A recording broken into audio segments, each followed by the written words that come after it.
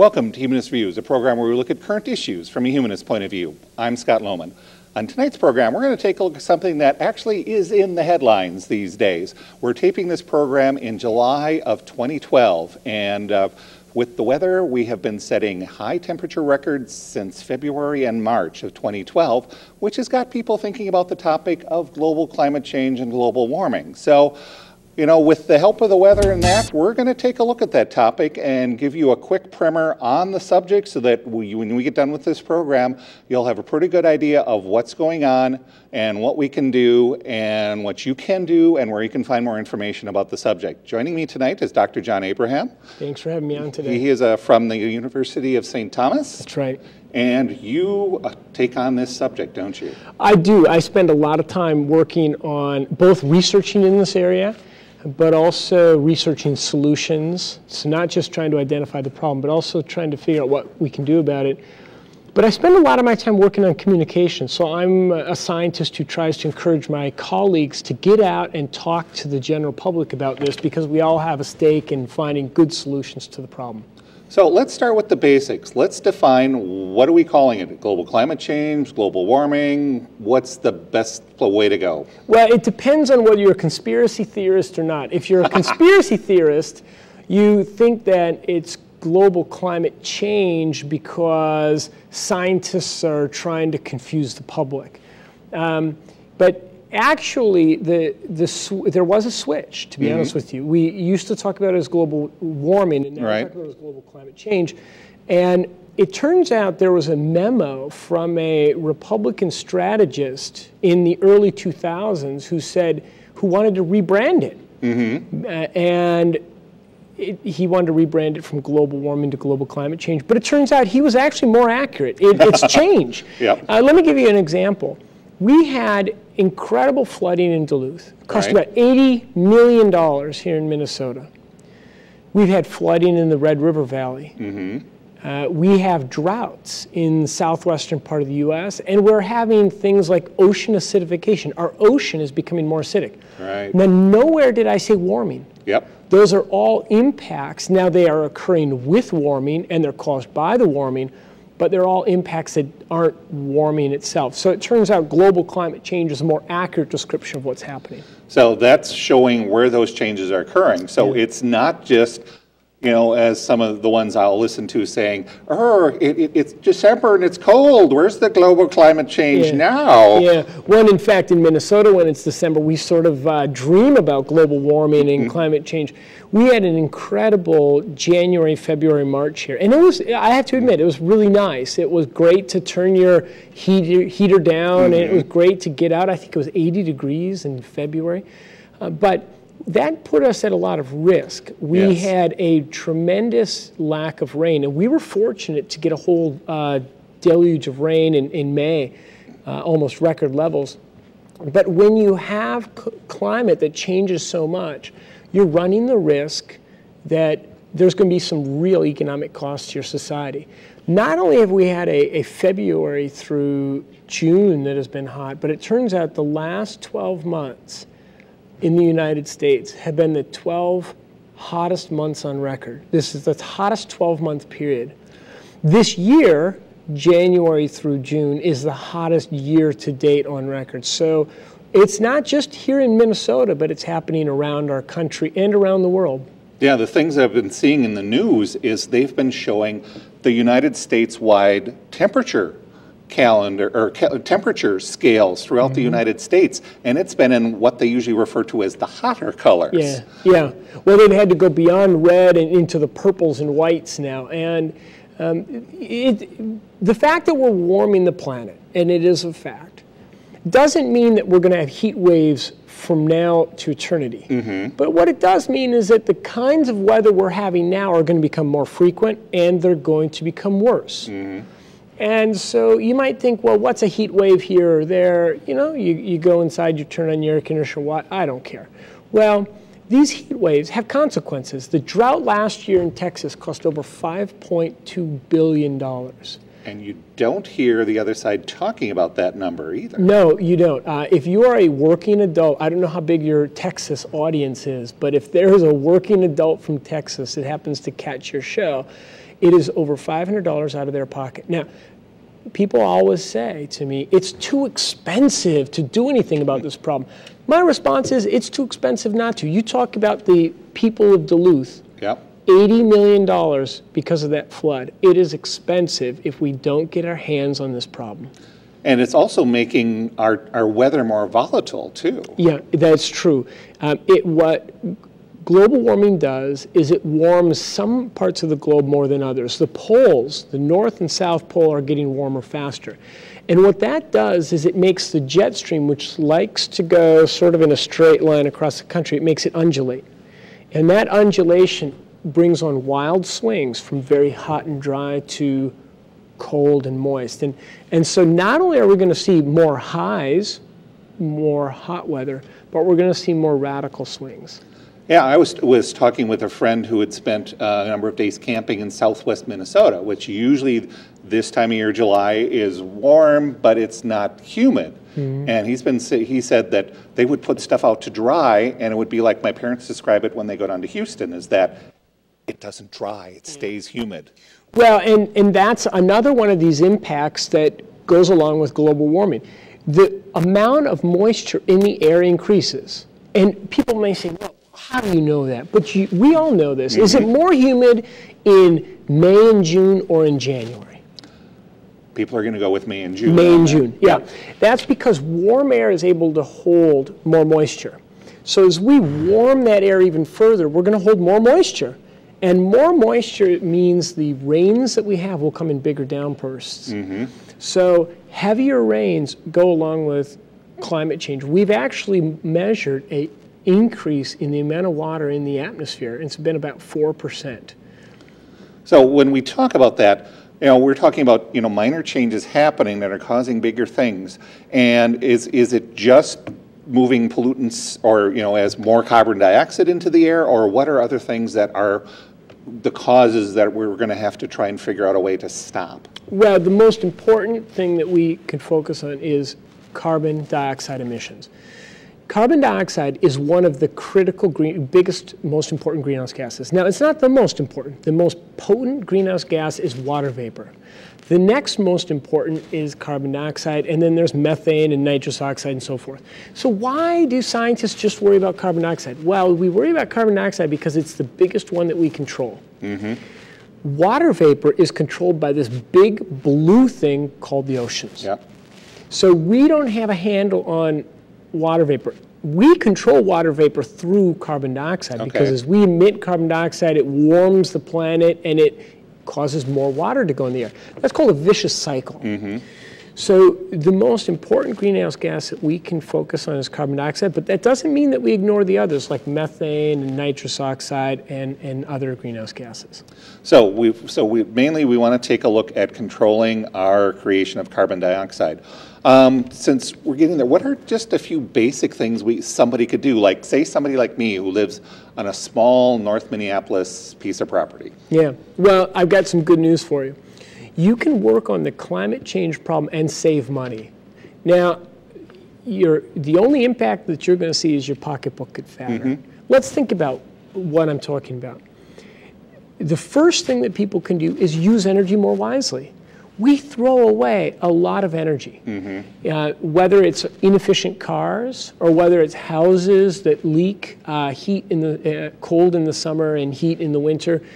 We are using energy unwisely, and energy is a wonderful thing. I mean, I promote efficient use of gasoline, not only because it will help the environment, but because gasoline is pretty neat stuff. I mean, who makes gasoline? No one does. Microbes made it millions of years ago, and when it's gone, it's gone. Gasoline has tremendous power. A gallon of gasoline, think about a gallon of milk jug. That liquid has so much energy, it could take an SUV, push it 60 miles an hour for 20 miles. That's a lot of energy. That is a lot of power. We should use it wisely. Yes. So just buying a vehicle that gets good gas mileage, having a home energy audit. Many of our power companies will subsidize home energy audits. I had one 2 years ago, and within the first year, I saved all the money that I had spent in the energy audit and the insulation. So those things, and now I'm just reaping the benefits. So using energy more wisely in our place of work, our home, and in transportation. Buying slow flow shower heads, buying low flow toilets, buying efficient washers and dryers. You're going to see the impact on your pocketbook. You'll save more over the lifetime of the appliance than you spend. So that's one thing. Utilize energy more wisely. There's two other things, though. We need to make sure our elected officials know that this is important to us. Tell your state and national representatives that this matters to you. Having a national energy policy that promotes conservation and efficiency in renewable energy over oil and coal is a message that they should hear. The third thing is, talk to your family and friends. I mean, this is sort of like, it's one of those subjects we don't like to talk about because it inflames people, but we need to tell our family and friends that this is important to us.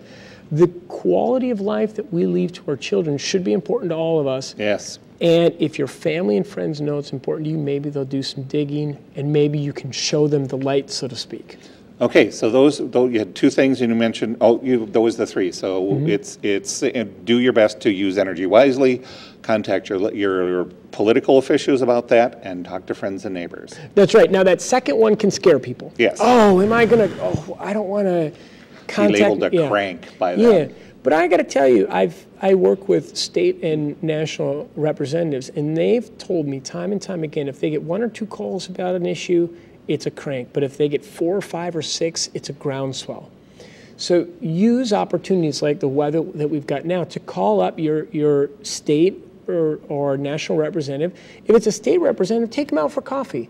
Talk to them about the importance of a legacy of clean air and water and a low temperature planet for your children. Yeah. The other thing is, by solving our climate problem, we can solve other problems. I mean, I would rather send a check every month to a farmer in southern Minnesota for electricity from a windmill than to send a son and daughter to fight for oil in Iraq. There's a real national security issue. There's an economic issue. We're buying wind turbines from Europe. Why are we doing that? Why don't we make those wind turbines right here in Minnesota with the service jobs right here in Minnesota? So there's an economic advantage. And then finally, we know that every year cost of gasoline goes up. Every year you can bet on it going up around April, May, June. Well, wouldn't it be great if we had other sources of energy to sort of balance out the demand and we wouldn't have those price spikes? So just from a diversifying our energy supply, going into renewables in a major way makes sense. So even if you don't buy the climate change argument, which is compelling, there are all these other reasons to develop renewable energies and to use our energy that we have more wisely. Okay, so those are good positive points, yet we'll still have people come at us with arguments on that. So are there good arguments that it's not going on? And if so, beyond these things, what are ways that we can sort of start that conversation with, say, our uncle who likes to watch Fox News? Yeah, so the uncle that likes to watch Fox News that's a conundrum wrapped in a mystery surrounded by a black shroud of uncertainty. And we'll talk about that. But if you want to have a conversation with your family and friends, the most important thing to do is to make sure that they know that you're concerned about this issue. And if they're your family or friends, they'll at least have a receptive ear. Now, most people just don't know. And for folks who don't follow this closely, there are a lot of teachable moments like the weather that we're having this year. And people are starting to look out their window and say, you know what, there is something to what these scientists are saying. And you know what, I don't want this kind of world. So I would encourage people to use those teachable moments. If you run into someone who is averse to science, anti-science, then I would encourage people to develop a different approach. Many groups of people want to solve this problem for different reasons. If someone's a hunter or fisherman, they may not care about climate change in general, but they may care about the habitat in Minnesota. Talk to them about that. Talk to them about the fact that the temperature in the lakes of Minnesota, especially Lake Superior, have increased dramatically. Yeah, and then the fact that like spring is coming earlier. Spring's coming earlier. We have more invasive species that are Yes. moving north. If people are gardeners, they see climate change. If your Uncle Fred happens to be a person of faith, there's a movement called creation care where people are taking the care of God's stewardship seriously. If people are interested in the Department of Defense, they should know, and they trumpet their patriotism all the time, they should know that the Department of Defense views climate change as their biggest threat in the coming future. If people are interested in jobs, then this is an opportunity to develop the economies that are going to lead us in the future. And finally, if people are the so-called fiscal conservatives, I can't tell you how often it is that fiscal conservatives will say, well, I'm just going to use my SUV and drive as far as I want, as fast as I want. I'm going to leave my door open and turn my air conditioner on. Well, I don't know about you, but that's not a fiscally conservative person in my mind. And so just taking pride in using the energy we have more wisely appeals to a very broad spectrum of people. So if you've got an Uncle Fred who is a little anti-science, I would encourage people to think about other messages that would speak to him aside from just the environmental one. And another thing related to economics is that insurance companies are also concerned about the change because they're seeing it come out of their pocketbooks. That's right. That's right. I mean, you think about the insurance losses due to flooding and insurance losses to our coastal areas. The insurance companies have been on the forefront nationally of trying to push through some kind of energy policy. That in the end, that's what we're going to need. We're going to need action at the individual level. We're also going to need a national energy policy that promotes conservation, promotes renewable energy, and puts a price on pollution that we all pay for. I mean, the fact is right now, companies can pollute and we pay the bill. Yeah. And there should be a price on that pollution that is borne by the polluter. Yeah, that's an important thing, is that we can put the costs where they belong, or at least get them to feel the pain a little more so that we can apply that pressure. Right, and a lot of people will say, look, that's just a tax, but it's really not. There are a number of ways of creating market incentive for people to innovate. One of the ways is called a cap and dividend. Let me explain what that is. You set a market cap on how much emissions that you'll allow to be released. And if a company goes over their allotment, they have to pay. They have to go out on the market and they have to buy rights from someone else. So let's say I'm a dirty coal company and you're a clean coal company. Let's say that you put in improvements and you cut your emissions 20% and I don't do anything. Well, then I have to go buy the right to emit and you can sell them to me. So now it's a product. It encourages people like you, it discourages people like me. Now, it turns out in the end, the cost gets sent on to the consumer. However, in a cap and dividend scheme, the consumer actually gets a check each year for their allotment. So every person gets about a $1,200 check, and then you use your money, your extra money, the way you want to. If you buy things that are low intensity in carbon dioxide, you'll end up with more money at the end of the year. And that's not a tax. That would be a reverse tax if it were one. Yeah. So those are some good solutions on that part, and that's more broad spectrum. We've looked at what individuals can do and then moving into the political thing, but yet we still seem to be losing the battle. You mentioned scientists need to learn to communicate better as well. That's right. And scientists scientists, we love to go into our lab, put on our lab coat, or if we don't use a lab coat, we just sit at our computer and we like to work on our projects. We're fascinated by the technical problem we're working on. And we share our developments with our colleagues, and we get used to talking in jargon. And when you go out and you talk to a larger audience who's not familiar with that jargon, they're smart, but they just don't know the insider baseball terms that you're using. And scientists sometimes forget that. So I work with scientists to improve their communication skills. So it doesn't mean dumbing things down, but it means using terms that make sense to people. Let me give you an example. Have you ever used an aerosol? Yes. Okay, what does an aerosol mean to you?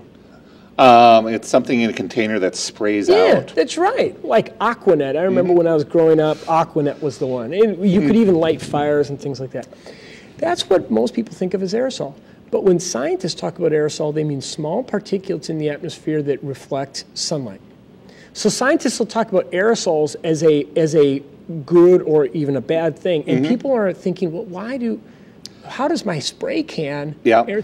And so, on one other example is positive feedback.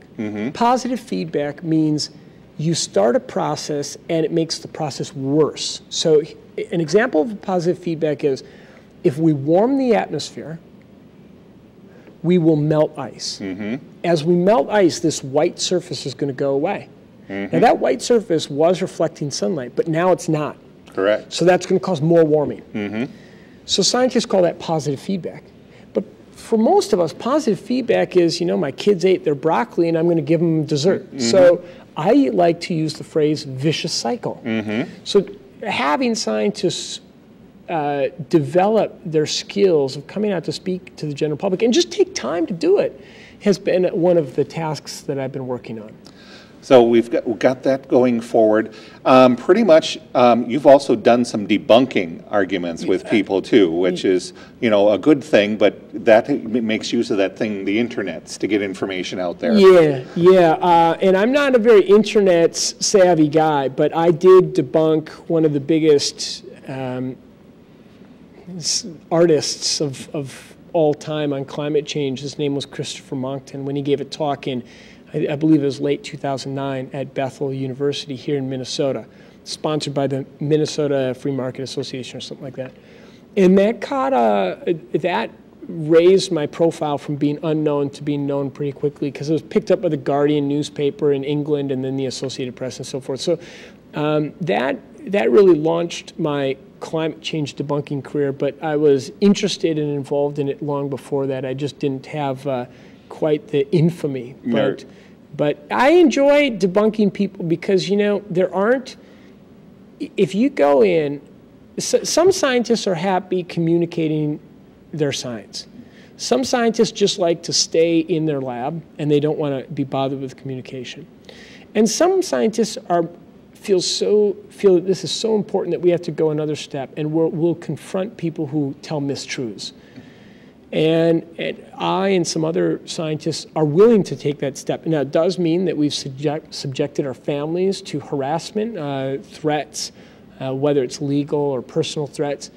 And none of that is pleasant, and none of that is tolerable. But at the same time, we take on these people because they have to be taken on, and if scientists aren't going to do it, then who is? Exactly, we've got to do that.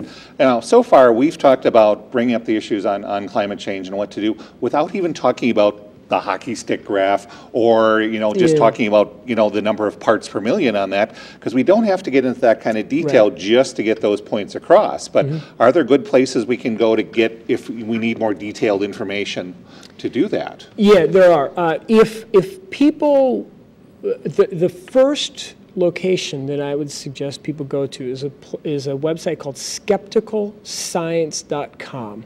Skepticalscience.com. It's run by a guy in Australia named John Cook, and what they do is really incredible. Not only do they have blog postings and they talk about different topics, but they have a myth section, and they have the myths ranked in sort of order of popularity. And for every myth, they have a basic, an intermediate, and an advanced rebuttal. So a good place to start would just be to look at some of the myths that your crazy Uncle Larry said at last Thanksgiving, and to look at the basic. You can just stick with the basic explanation. Now, there are, of course, other sites. I am a reviewer for what's called the Intergovernmental Panel on Climate Change, IPCC for short. We put out a report every 4 or 5 years. That's a little wonky, and it's a little deep in the woods. I wouldn't suggest people go there, but you can go to the EPA. You can go to the NCDC, which is the National Center for, it's the National Climate Data Center. Okay. Or you can go to NASA. Okay. And the part of NASA's big. They do space, they do all kinds of things. But the part of NASA that does climate is GISTEMP, GISTEMP. So if you look up NASA GISTEMP, you'll get a lot of good information on climate change. And there are good reports that are put out by other government sources as well. And you don't have to get that deal. You mentioned, in one presentation I saw, that reading an executive summary of some of those gets you enough information. That's right. And I do that all the time with science journal papers. I'll just read the executive summary, and you can get, or the sometimes called the abstract, and you can get enough information to figure out the conclusions of the paper. You don't have to go and read these papers, which are pretty tough to get through, even for someone working in the field.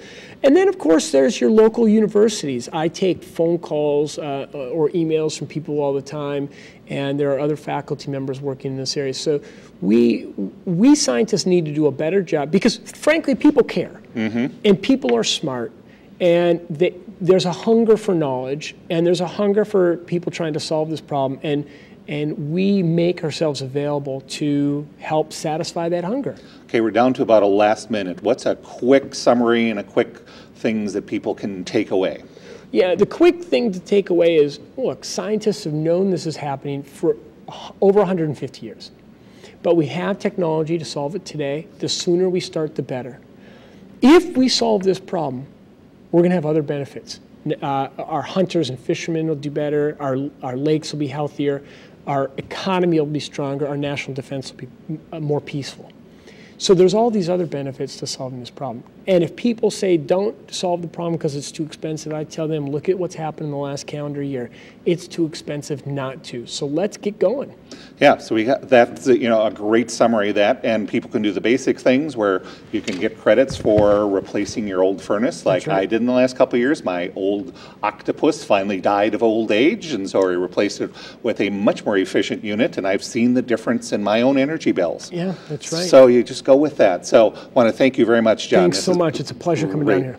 And for more information on us, the Humanists of Minnesota, you can find it on our website, and that's at humanistofmn.org. We'd also like to hear what you think of this program, so send us an email or contact us through our website and let us know what you think of this program or the topics you'd like us to cover in the future.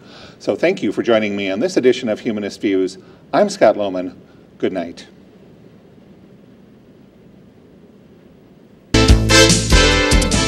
That was great.